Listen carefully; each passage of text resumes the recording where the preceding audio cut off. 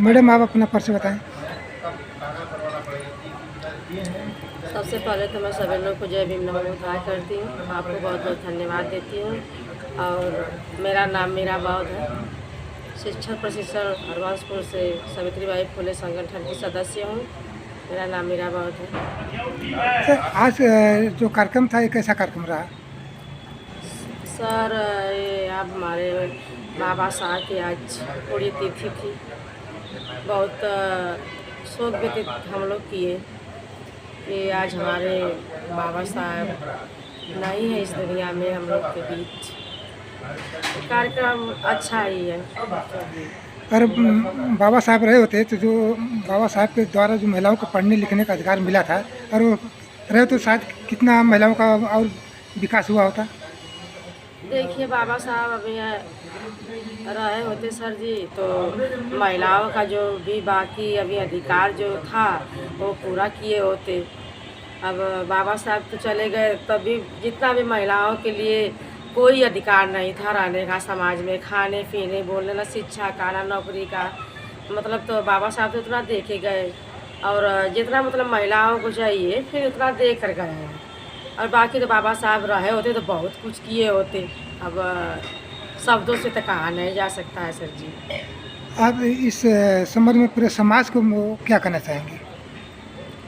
Sir जी देखिए यही मैं कहना चाहती हूँ कि हमारे बाबा साहब संविधान जो है कि लिख करके जो है कि पूरे देश को आज़ाद किया और संविधान के बदौलत जो है कि हम लोगों को आज़ादी मिली। पुरुष तो वैसे पहले से भी मतलब आज़ाद थे लेकिन हम लोग महिलाओं को कोई अधिकार नहीं था।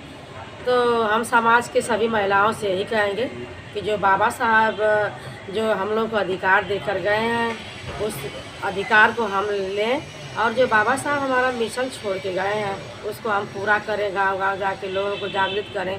क्योंकि देखिए हमारी जो महिलाएं हैं ना कम पढ़ी लिखी हैं तो हम अज्ञानता के कारण बाबा साहब के बारे में नहीं जान पाती हैं, अपने धर्म के बारे में नहीं जान पाती हैं। तो जैसे कि सभी समाज के महिलाओं और भाइयों से यही निवेदन करूँगी और यही कहना चाहूँगी कि अपने धर्म के बारे में जानें, बाबा साहब के बारे में जानें कि हमारे बाबा साहब ने क्या हमको अधिकार किस तरह के दिए हैं, किस तरह हमें जीना चाहिए। अच्छा, ये महिलाओं में जो अभी अंधकार है, व्याप्त है, ज्ञान नहीं है, उसको आप लोग कैसे मोटिवेट कर कहाँ तक आप लोग? और सर जी देखिए हम लोग का देखिए हमारी सबसे बड़ी बहन सुनीता बहन जी हैं जो जिला उपाध्यक्ष हैं। मतलब हम लोग हर संडे के दिन गांव गांव जाते हैं, हमारी टीमें जाती है सावित्रीबाई फुले संगठन। जी।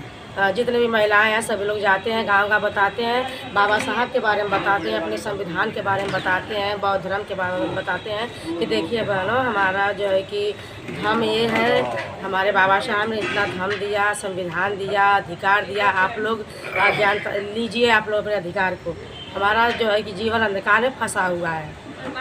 क्या उम्मीद है कि महिलाओं में कुछ जागरूकता आएगी हाँ भविष्य में? हाँ हाँ बहुत है। हम लोग तो बहुत गांव को जागृत करते हैं सर जी।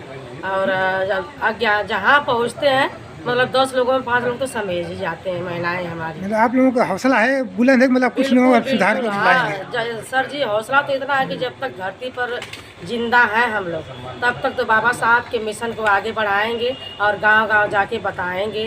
और अपने बाबा साहब का हमारा मिशन क्या था, मिशन अधूरा है, उसको पूरा करेंगे, कारवा को आगे बढ़ाएंगे। इसी शब्दों के साथ मैं अपनी बाणी की विराम लेती हूँ। जी कड़ी में हमारे साथ एक और मैडम आप अपना परिचय बताएं। मेरा नाम किरण बौद्ध है और सबसे पहले आपके चैनल को बहुत बहुत धन्यवाद, साधु। और मैं आजमगढ़ रहती हूँ। क्या जो मैडम बताई अभी कि आप लोगों का जो संगठन है, ग्रुप है, आप लोगों को लगता है कि हम अब महिलाओं को जागरूक कर देंगे? बिल्कुल सर, लगता है कि मतलब हम लोग अपनी बहनों को जागरूक कर देंगे और हमारी बहनें जागरूक हो रही हैं क्योंकि हम लोग अपना इतिहास बता रहे हैं कि हमारा इतिहास बहुत ही गौरवशाली रहा है। हमारे बाबा साहब अपने 4-4 बच्चों को कुर्बान करके हमारे लिए संविधान का निर्माण किए। तो हम लोगों को अपने अधिकार को जानना चाहिए और अपने हक को कहा जाता है कि अधिकार मांगे नहीं मिलता, उसको छीनना पड़ता है। इसलिए हमें अपने अधिकार के लिए लड़ना होगा, अपने अधिकार को जानना होगा, अपने अधिकार को लेना होगा।